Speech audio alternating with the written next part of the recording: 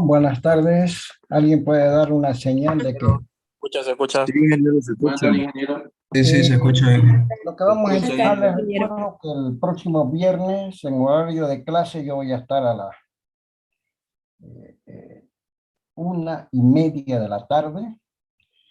En el 2:15, aula 51, daremos el primer examen, ¿ya? Impostergable, creo, porque no creo que haya ningún inconveniente para ese día, justamente. Así que quedan invitados, chicos. Los espero y los voy a hacer pasar por lista. Vale. Ok,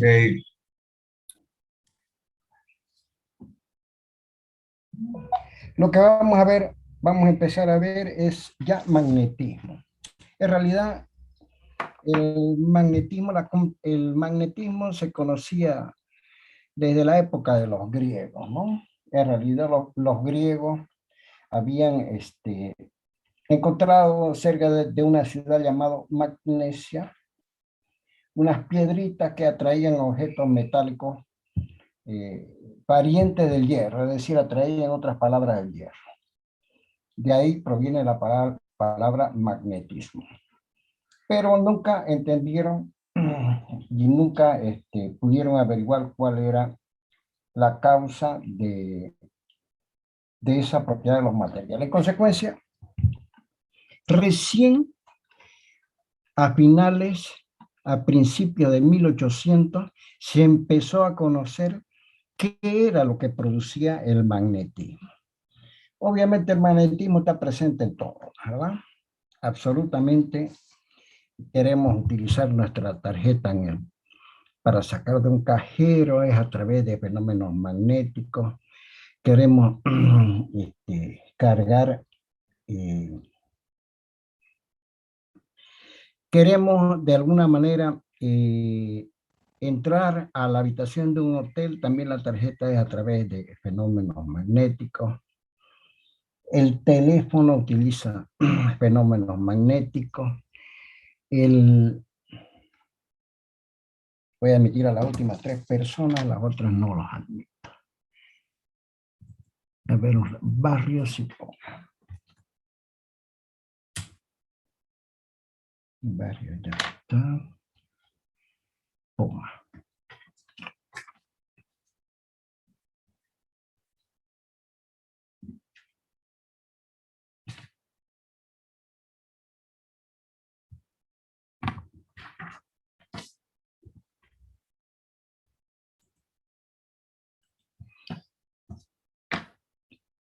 Ustedes pueden cortar el pasto con una desbrozadora por fenómenos magnéticos, si es que la desbrozadora obviamente es eléctrica. El teléfono, la cámara gira, abre el lente para tomar la foto debido a fenómenos magnéticos. Bien, vamos a admitir, bueno, lo último que admito, no puedo estar en Calier y Rente.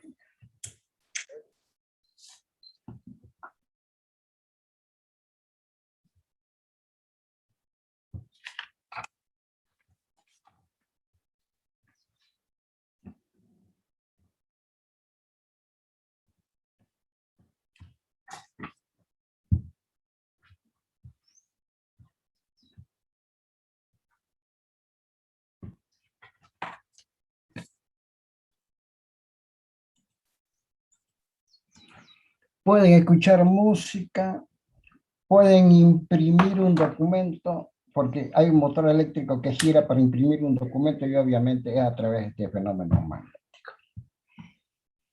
Para poder estudiar introducir a estudiar los fenómenos magnéticos, tenemos que recordar un concepto muy importante que es una operación entre vectores llamada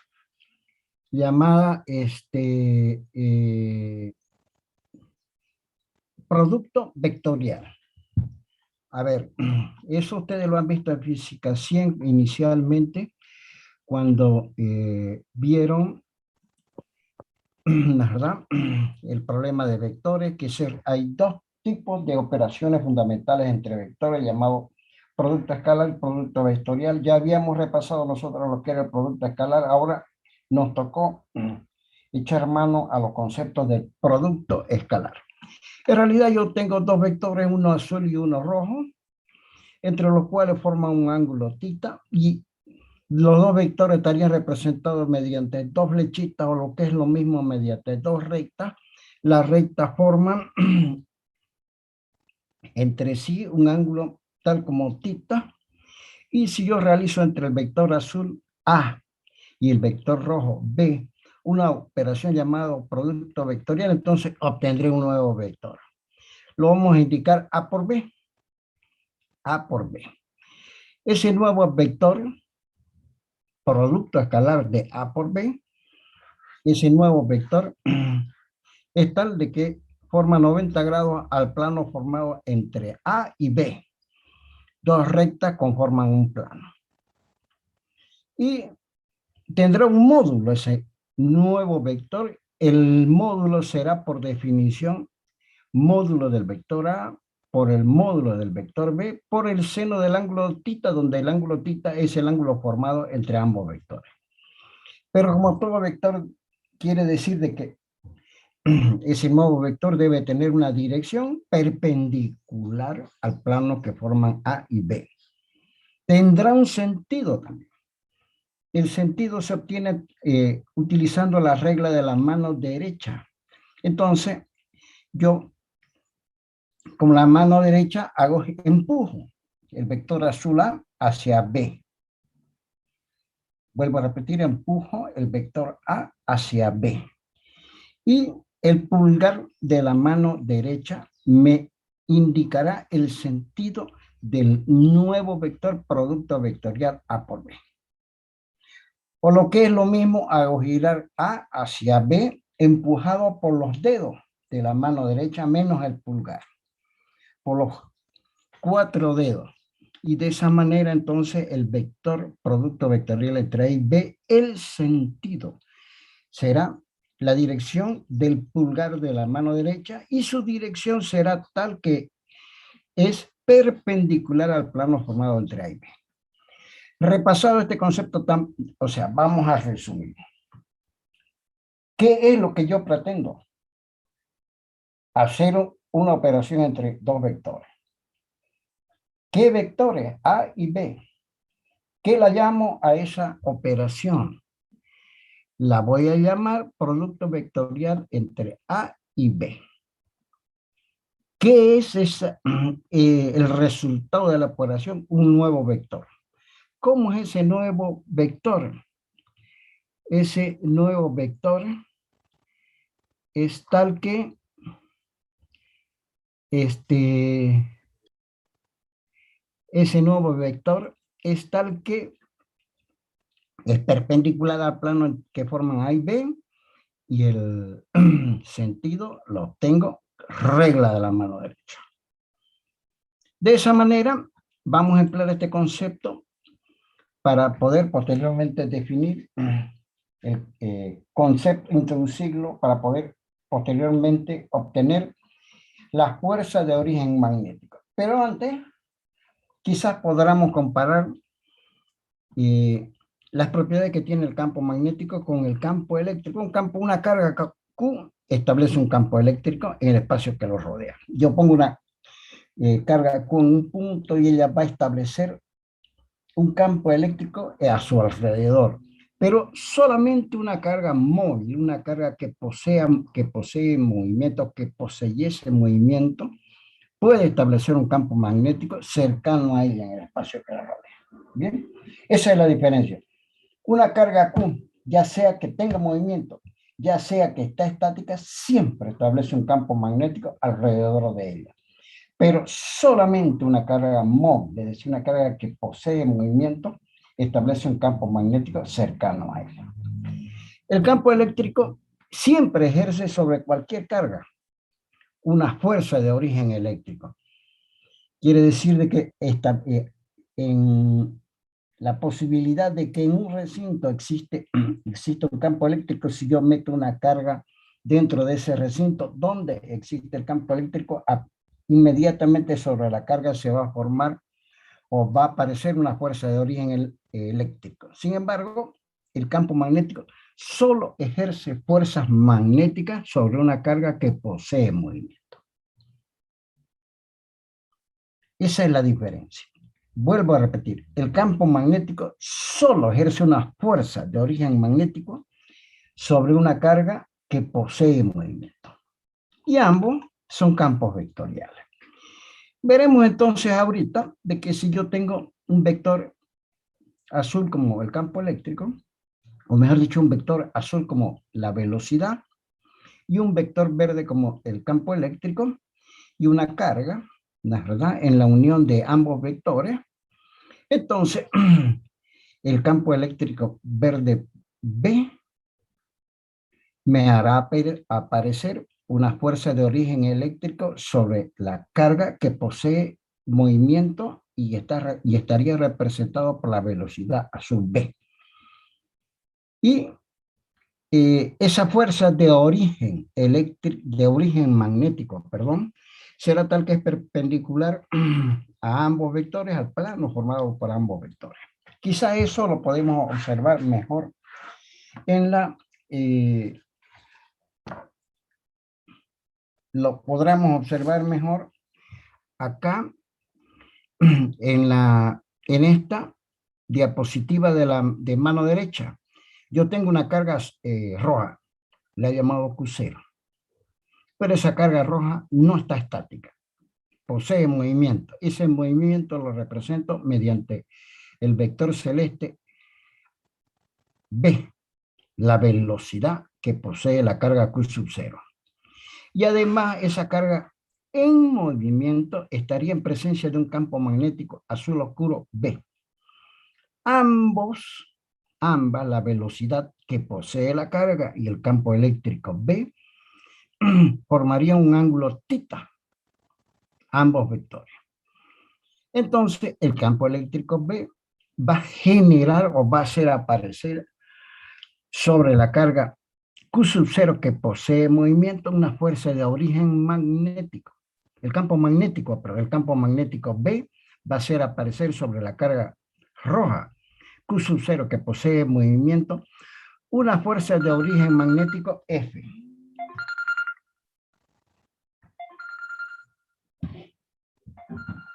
¿De acuerdo? De tal forma que F va a ser perpendicular al plano formado entre la velocidad y el campo magnético, y cuyo sentido lo voy a obtener a través de la regla de la mano derecha, haciendo girar B o empujando la velocidad respecto del campo magnético con los dedos de la mano derecha, y obviamente, ¿no es verdad? En este caso particular, el vector fuerza tendrá el sentido de abajo hacia arriba. Bien, que es lo que indica el pulgar de la mano derecha.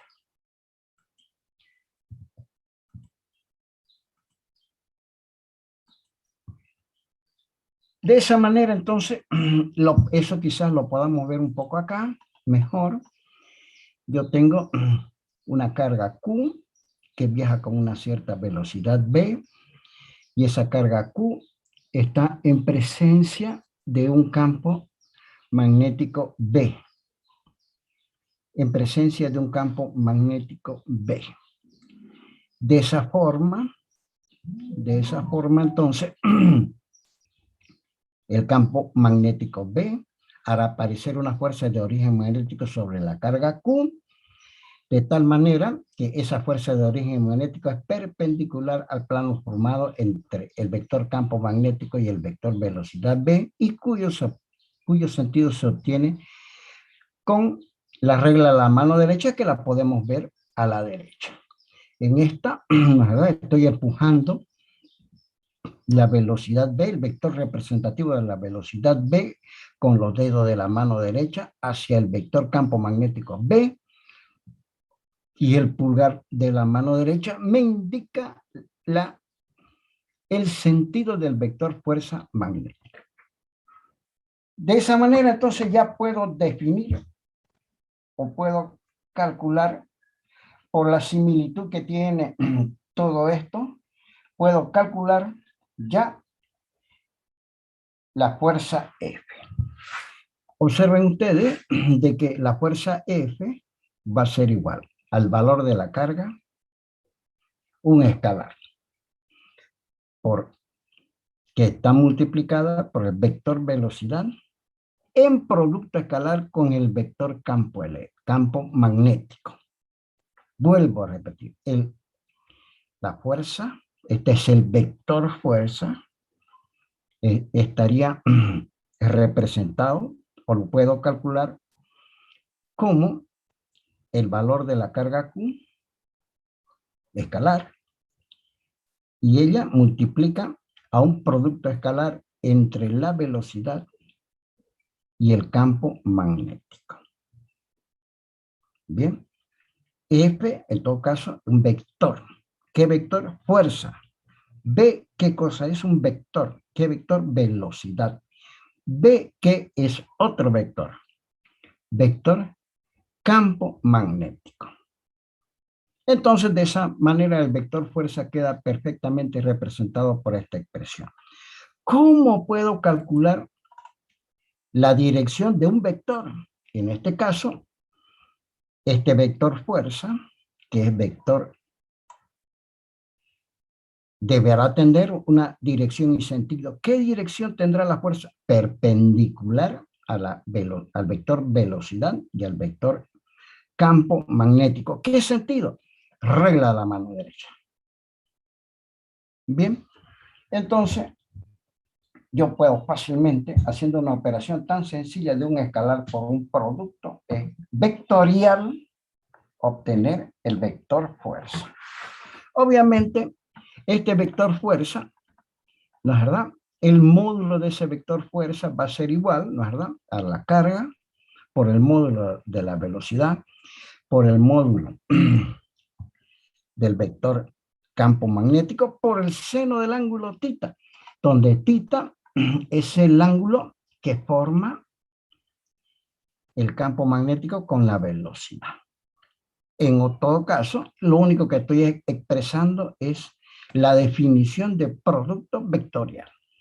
El producto vectorial va a ser igual al módulo de un vector por el módulo del otro vector por el seno del ángulo θ, donde θ es el ángulo que forman uno de ellos con el otro, el azul con el rojo, y por un escalar que en todo caso es la carga Q.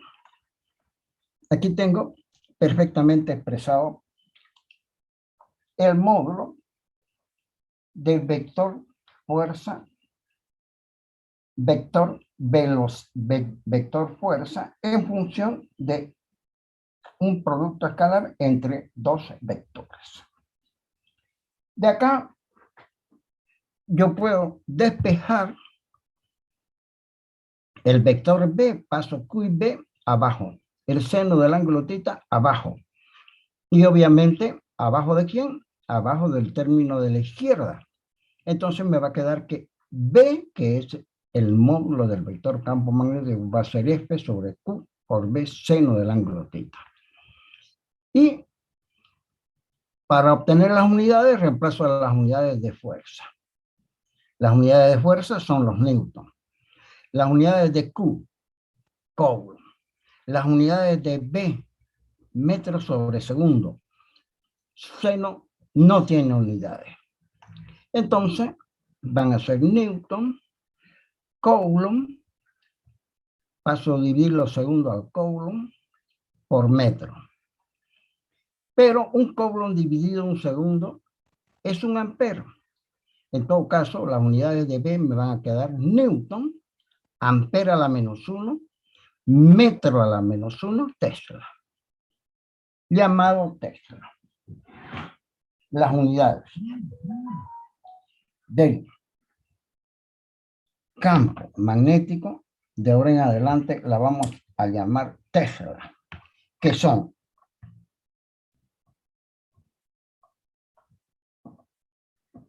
como ustedes pueden observar ahí, son newton, ampera a la menos 1,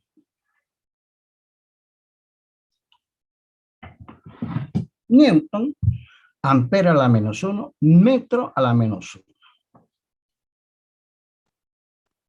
De esa manera podemos obtener el vector fuerza podemos obtener el módulo del vector fuerza, fuerza magnética, y podemos obtener las unidades del vector campo magnético, que las hemos llamado Tesla, que son Newton, ampero a la menos 1, metro a la menos. Con ese concepto podemos quizás establecer uno nuevo. Ese nuevo concepto se llama línea de campo magnético. El campo magnético lo puedo representar para hacerlo más didáctico como línea de campo magnético. En definitiva, las líneas de campo magnético son líneas cerradas. Bien. De manera que la dirección de esa línea en cualquier punto de ella, una línea posee infinitos puntos, es la dirección del campo magnético en el punto considerado. Bien, entonces lo mismo que el campo eléctrico, el campo magnético traza sus propias líneas de campo magnético que representan al campo magnético en un determinado punto. La línea de campo magnético representa al vector campo magnético siempre en un determinado punto. Obviamente, es como si el vector campo magnético tuviese un tarrito con pintura, con su agujerito, y si anda por el espacio, él va trazando una línea que es la línea de campo magnético. ¿Verdad? El campo magnético siempre será tangente en un punto de la línea a la línea de campo magnético. En otras palabras, el campo magnético queda perfectamente representado por las líneas de campo magnético. Bien, las líneas de campo magnético son líneas cerradas. Siempre. No pueden ser líneas abiertas, son líneas cerradas. Ya veremos cuando estudiemos la parte de imanes permanentes que las líneas de campo magnético nacen en el polo norte y van siempre hacia el polo sur. Ese nuevo concepto nos lleva al concepto de flujo magnético. Pero antes podemos quizás ver cómo puedo representar una superficie como esta verde. La represento muy fácil. La divido en pequeñísimos pedacitos infinitesimales y sobre cada pedacito voy a trazar una perpendicular a esa pequeña superficie que pertenece a la superficie verde, a la superficie mayor. Esos pequeños pedacitos son infinitesimales. Es como si un balón de fútbol yo lo cubriese, ¿verdad?, con una malla mosquera.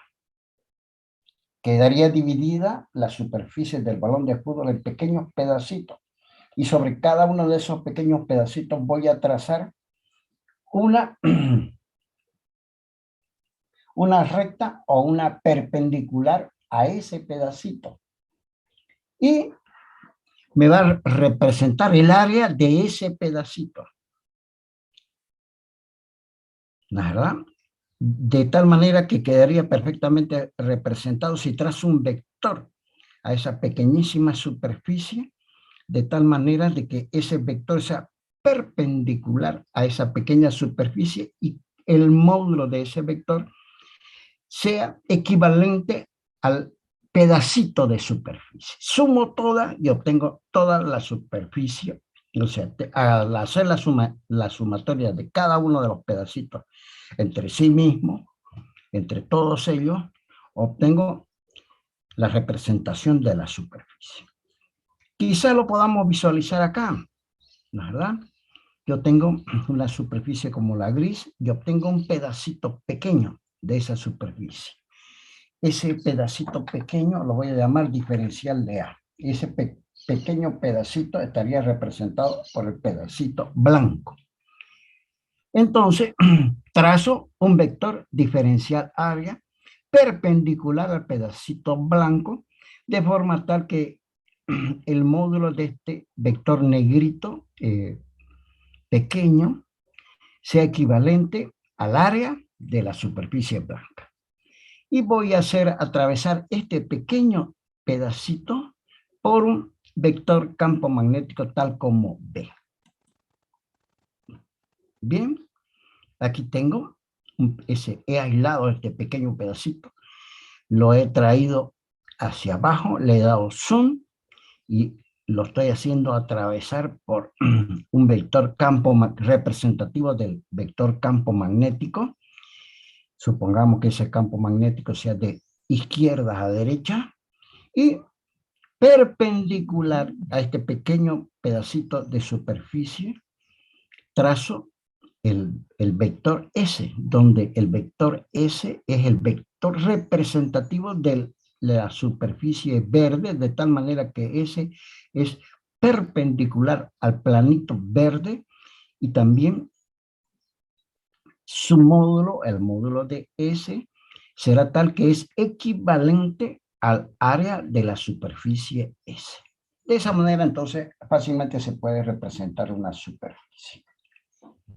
Eso me va a dar lugar a que yo defina un nuevo concepto.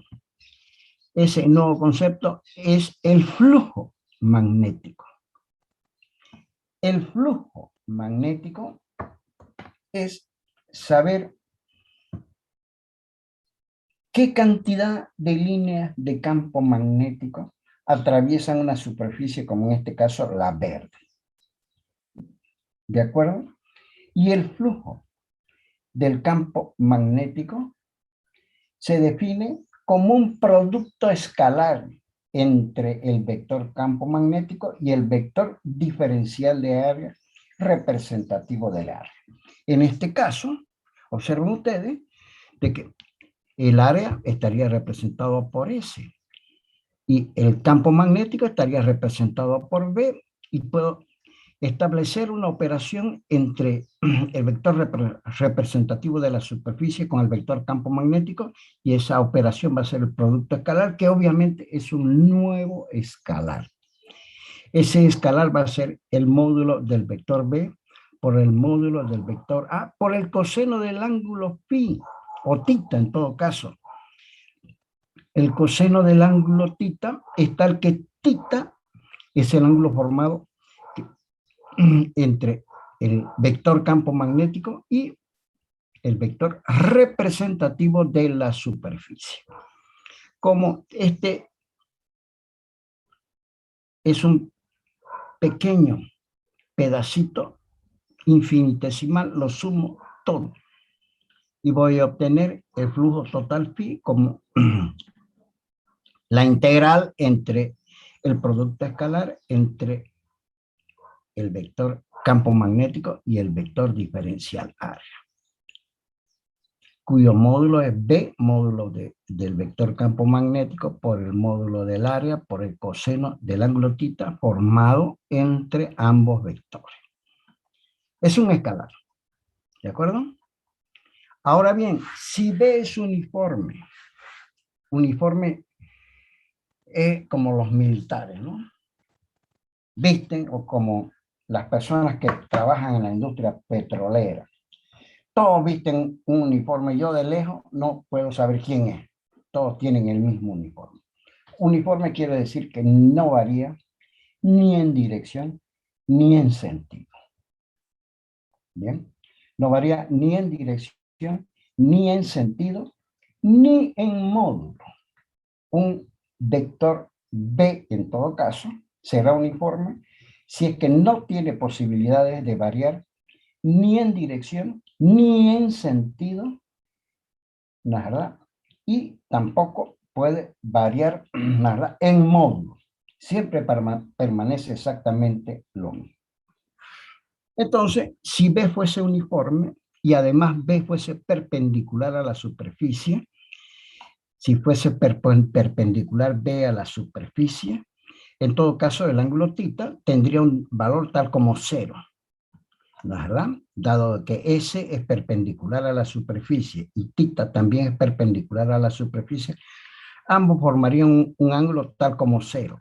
En todo caso, el coseno de 0 grados es 1, y si B es uniforme, puede salir de esta operación fuera la integral. Es constante y me va a quedar la integral de diferencial de área, que es el área, y efectuado el producto escalar, me va a quedar B por A por el coseno de 0, que como coseno de 0 grados es 1, me va a quedar B por A. Es este caso, donde A y B son paralelos, dado que B es permanente, es uniforme, fíjense que no varía ni en dirección ni en sentido, y siempre tiene el mismo módulo en cada pedazo de la superficie. Entonces, el ángulo que forman A y B es 0, y en ese caso, entonces, el flujo va a ser directamente obtenido multiplicando el módulo del vector A por el módulo del vector B.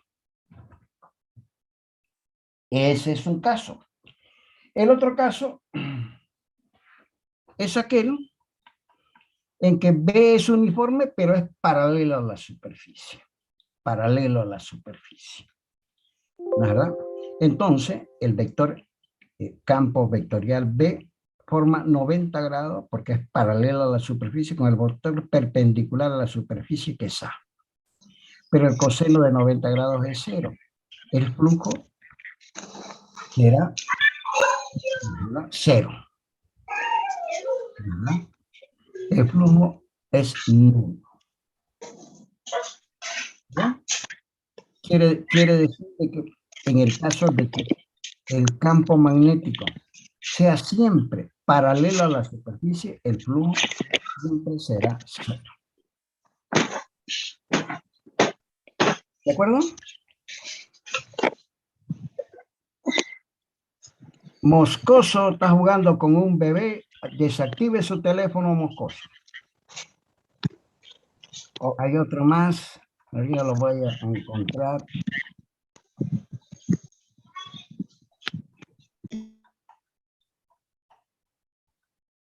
Ya desactivó. Bien, entonces, esos son dos casos extremos, ¿verdad? En resumen, si el campo magnético es uniforme y no corta, no penetra la superficie, el flujo magnético es 0. No existe, dado que el campo magnético obviamente no puede penetrar, no puede atravesar la superficie porque siempre es paralelo a él. Podemos quizá obtener las unidades del flujo magnético. Si el flujo es B por A por el coseno del ángulo θ, las unidades de flujo magnético van a ser las unidades de el campo magnético por las unidades de área, o lo que es lo mismo, las unidades de el campo magnético son Tesla, las unidades de área son metros cuadrados, Tesla por metro cuadrado, le vamos a poner un nombre. Weber. Las unidades de flujo magnético son los Webers. Los Webers son Tesla por metro cuadrado. Bien, esas son las unidades de flujo magnético. Los Webers. Que no, un Weber es un Tesla por un metro elevado al cuadrado. Unidades de flujo magnético son unidades de campo magnético por unidades de área. Bien.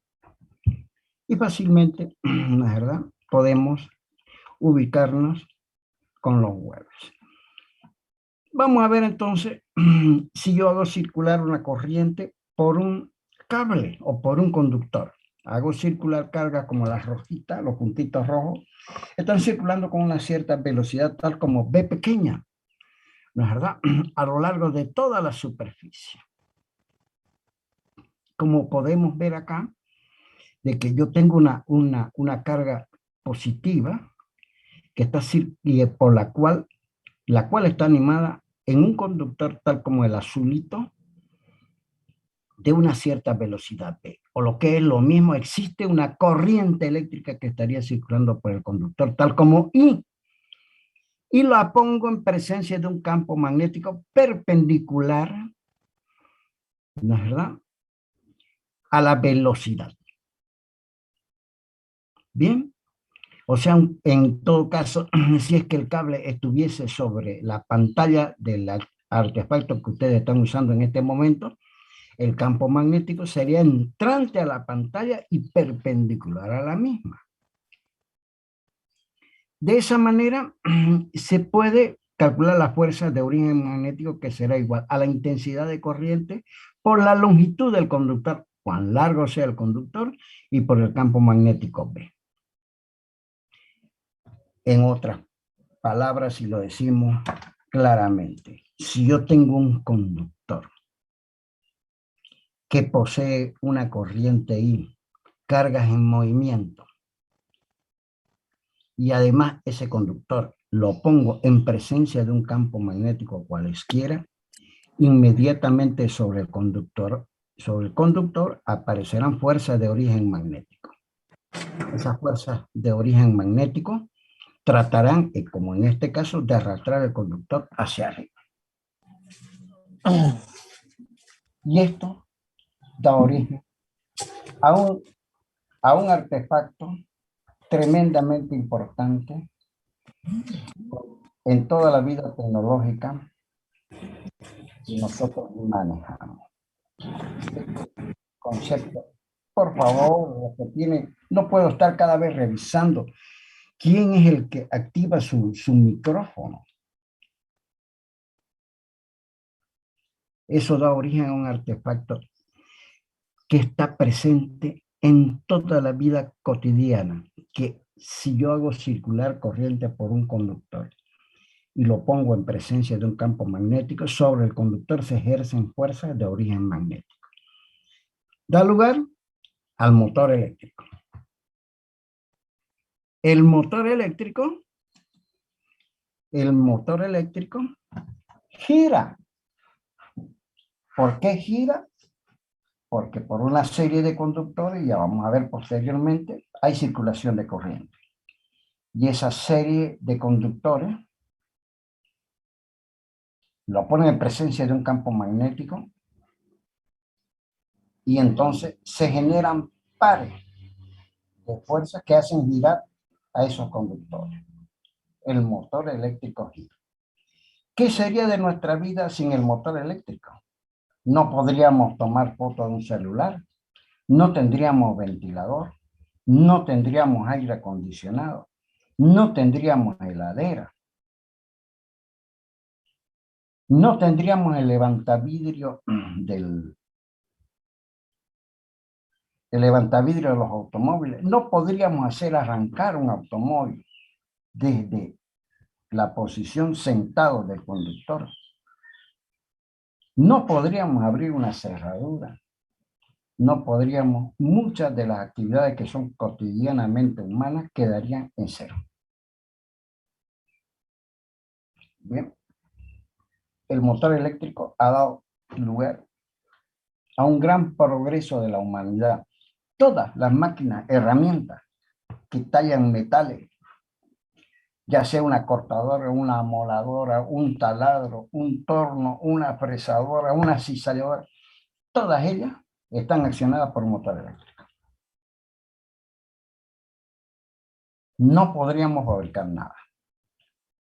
Este concepto tan importante, vuelvo a repetir, en el cual yo tengo un conductor por el cual circulan cargas en movimiento, o lo que es lo mismo, hay conducción de corriente, y lo pongo en presencia de un campo magnético. Y si observo detenidamente, sobre las cargas se ejercen fuerzas de origen magnético debido al campo magnético, y en consecuencia el conductor tiende a moverse. Tiende necesariamente a moverse. Ahora bien, este es en el caso en que el campo magnético fuese perpendicular a la velocidad que poseen las cargas para generar la intensidad de corriente L. ¿Verdad? F es la intensidad de corriente en esta expresión, B es el campo magnético que es entrante, en todo caso, a la pantalla del artefacto que ustedes tienen, y es perpendicular a la corriente I, y en el caso de que B no fuese perpendicular a la velocidad de la carga, o lo que es lo mismo, a la dirección de la corriente I, en este caso, ¿no es verdad?, la expresión anterior se convierte en I por L por B, donde, ¿no es verdad?, esta expresión es un producto escalar donde el módulo de un producto vectorial, perdón, donde el módulo de F será I por L por B por el seno del ángulo. Observen ustedes que si B e I, en este caso B e I, formasen un ángulo como 90 grados, como es este caso, en este caso, obviamente, ¿no es verdad? Al formar 90 grados, el seno de 90 grados es 1. Y me va a quedar ILB. Lo mismo que acá. ILB. Bien. Nada más por ahora, chicos. Nada más. Les agradezco infinitamente. No quiero molestarlo más ni avanzar más porque sé de que ustedes están sumamente atareados repasando la materia para el viernes que viene. Pero ya hemos entrado en magnetismo. Calculo yo que la primera, máximo la segunda semana, nos hemos atrasado una semana del mes de diciembre. Estaremos ya casi concluyendo la materia y creo yo que vamos a concluir con los exámenes en el mes de diciembre. Espero poderlos corregir antes del 24, antes del 31 y darle la nota para que ustedes... Sí, que mínimo. No le voy a tomar lista también. Voy a, pero solamente los que admití en primera instancia están presentes. Todos aquellos los he admitido por gentileza a todos aquellos que entraron tarde. No es procedente que no escuchen la clase, pero a ellos no les voy a poner presente por entrar tarde. Yo entré tarde. No puede ser que después de una hora pretendan entrar. Más aún todavía, voy a decirle, invito cordialmente a aquellos que no han asistido a clases, aquellos que no han asistido más que una, dos o tres clases, si desean pueden ir al examen como ensayo. No se los voy a corregir. Solamente le voy a corregir el examen a aquellos que han participado en el trabajo que significa llevar una materia. ¿Bien? Así que me da lo mismo que una persona que no asistió, vaya o no vaya al examen, porque si no asistió, yo tengo la lista, hemos dado hasta ahorita 9 clases, esta es la 9ª, y hay algunos que no han asistido más que una, dos o tres clases. A eso, si quieren, van y dan el examen, pero obviamente no se lo voy a correr. Bien, nos quedarían máximo unas 4 clases, chicos, máximo. Entonces les agradezco mucho. Nos vemos el próximo viernes. Voy a estar media hora antes del examen porque... Ingeniero, disculpe. Ingeniero, buenas tardes. Ingeniero, ¿el examen va a ser este viernes o el otro viernes? Perdón, creo no lo que habíamos escuchó. quedado este viernes. Este viernes, ¿no? Claro, les he pasado, les he dicho la clase es este viernes próximo 26 a las 14:00 en el módulo 225 aula 51 Matadero. Disculpe, ¿a quién les dijo que no le iba a revisar los exámenes que se me cortó? A todos aquellos que no vinieron a clase. Ah, ya. Todos aquellos, el que vino a clase, hasta le voy a ayudar. Digamos, y si en el segundo examen tiene 48, 51 lo voy a poner. ¿Se da cuenta? Pero no puedo premiar a los que aparecen solo en los exámenes. Es improcedente. Las reglas de la Gabriel dicen que el 65% debe haber de presencia de una persona para que se le tome un examen. Si no viene, a ver, ustedes trabajen, búsquense un trabajo y no vayan. Del mes no vayan más que 2 o 3 días. El empleador a patada lo saca. Entonces, si quieren, dan el examen, pero no se lo voy a correr. Porque yo les había advertido y les había pasado en las recomendaciones y todo. Bien. Bueno, chicos, el que vino será premiado. El que no vino, lo voy a lamentar muchísimo y nos veremos el viernes que viene. Muchas gracias. Le encargamos no lo haga muy difícil el examen, Inge. No, el examen va a ser como, sencillo. Obviamente no puede ser un regalo, ¿no? Claro, normal no es. Pero tampoco van a ser cosas que no hemos visto. Sí, señorita.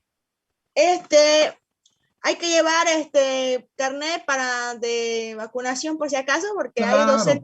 Ustedes saben que es una norma de la Gabriel. Además, para o sea que no incentivar que vaya un matón y dé por ustedes, yo ya bajé la lista o las fotos de cada uno de ustedes y la tengo ampliada. Voy a llevar a mi computadora. No, yo digo el carnet de vacunación, pero el carnet de vacunación. ¿Perdón? Sí, es obligatorio igual llevar el carnet de vacunación, el de vacunación. No, el carnet de vacunación ya es una cuestión de conciencia. Gracias. No es verdad, una No cuestión de conciencia, porque la verdad que todos deberíamos vacunarnos por respeto a nuestros compañeros. Deben ser barbijos y alcohol.